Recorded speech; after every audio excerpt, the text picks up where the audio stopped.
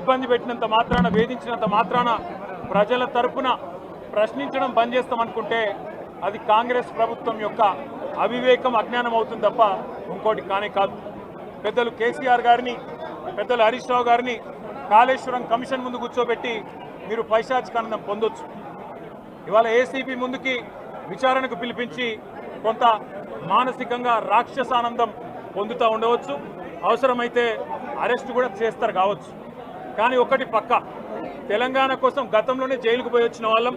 Hyderabad brand ఇమేజ్ను పెంచే ప్రయత్నంలో భాగంగా హైదరాబాద్ బ్రాండ్ని కాపాడే క్రమంలో తీసుకున్న ఒక నిర్ణయం వల్ల మళ్ళీ జైలుకు పోవాల్సి వచ్చినా భయపడేది లేదు. ఒకసారి కాదు, 100 సార్లు అయినా జైలుకు పోతాం, కానీ వదిలిపెట్టాం కాంగ్రెస్ ప్రభుత్వాన్ని, కాంగ్రెస్ పార్టీని.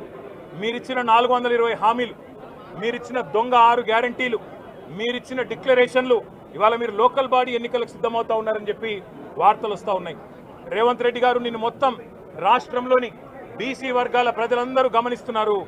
42% రిజర్వేషన్ ఇచ్చి 42% రిజర్వేషన్ ఇస్తాం అని కామారెడ్డి డిక్లరేషన్లో చెప్పి మోసం చేసి ఈరోజు స్థానిక సంస్థల ఎన్నికలకు మరి రిజర్వేషన్ ఇవ్వకుండానే పోతున్న వైనాన్ని కూడా బీసీలు గమనిస్తూ ఉన్నారు. రైతు బంధు పేరిట ఎలక్షన్ బంధుగా మార్చి ఎలక్షన్లు వచ్చినప్పుడు మాత్రమే రైతు బంధు వేస్తున్న విషయాన్ని రైతులు గమనిస్తున్నారు. నెలకు 2500 ఎగ్గొట్టిన విషయాన్ని ఈ రాష్ట్రంలోని మహిళలు గమనిస్తూ ఉన్నారు. 2 లక్షల ఉద్యోగాలని చెప్పి నువ్వు చేసిన మోసాన్ని ఈరోజు రాష్ట్రంలోని యువత గమనించింది. కాబట్టే నీ దగ్గర చెప్పుకోవడానికి సమాధానం లేదు, చెప్పుకునేందుకు ఏమీ లేదు. కాబట్టి ఏం చేయాలి నువ్వు? ఏదో ఒక డైవర్షన్ మీద, ఏదో ఒక రకంగా ఒక కమిషన్ అని, ఎంక్వైరీ అని, ఏదో జరిగిందని, ఇదిగో పులి అంటే అదిగో తోక అని, నువ్వేమో దున్నపోతు తినిందనగానే నీకు తయారుగా నీ జోడీదారు బీజేపీ రెడీగా ఉన్నాడు. నువ్వు దున్నపోతు తినిందనగానే వాడు దుడ్డని కట్టేయని వాడికి వస్తాడు. మీ ఇద్దరి దొంగ భాగవతం, మీ ఇద్దరి దొంగ నాటకాలు తెలంగాణ ప్రజలకు అర్థమైనాయి. మేము మాత్రం వాళ్ళ పెడితే గిడితే ఒక వ్యక్తినో 2 వ్యక్తులను జైల్లో పెడతావు, కానీ లక్షలాది మంది కేసీఆర్ సైనికులను టచ్ చేసే ధైర్యం నీకు లేదు.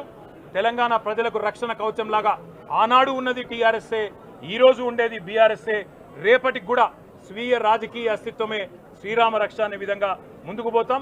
నువ్వు ఒక్కసారి కాదు, 100 సార్లు పిలిచినా వస్తా, 100 సార్లు నిజమే చెప్తా. నువ్వు లై డిటెక్టర్ పరీక్షకు నీకు దమ్ముంటే నువ్వు మగాడివైతే రా, రాష్ట్ర ప్రజలందరూ చూస్తుండగా లై డిటెక్టర్ కూడా రెడీ. నువ్వు ఒక కేసు కాదు, ఇంకో 1000 కేసులు పెట్టినా మేము ప్రశ్నించడం బంద్ చేయం, కొట్లాడడం బంద్ చేయం, తెలంగాణ ప్రజల తరపున నిలదీయడం బంద్ చేయం. నువ్వు వేధింపులతో, కేసులతో ఏదో సాధిస్తాననుకుంటే నువ్వు సాధించేదేమీ లేదు. అన్నిటికీ తెగించే కొట్లాటకు ముందుకు వచ్చినాం, తప్పకుండా అన్ని ఎదుర్కొంటామని చెప్పి